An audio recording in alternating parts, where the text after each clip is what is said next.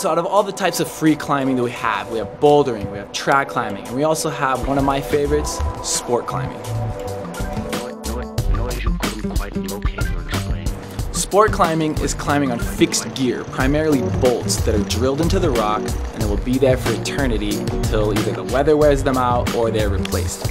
An expansion bolt is a bolt that as you tighten it, it expands and forms a wedge so it won't come out of the wall. This is what we use for protection in sport climbing. On the end of the bolt is a hanger.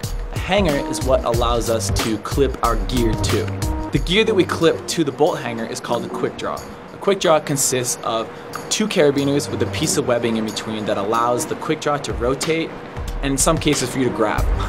It allows us to eliminate the fear of falling, allows us to focus on the moves primarily, and push our limits as free climbers.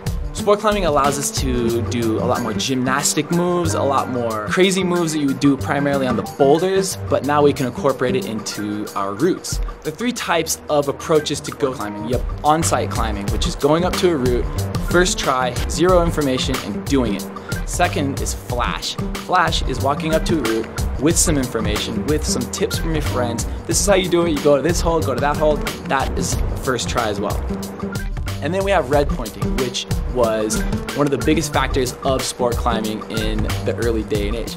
You can sit on the draws, you can work your moves out, you can dog up routes, which is a very important part of excelling in your grades as a sport climber. Basically bouldering on a rope as you go up the wall. Then the next stage is to piece all of that together as you get closer to climbing the route point A to point B. This allowed us to push our limits in terms of movement, difficulty, and to this day, excel the grades of sport climbing as we know it.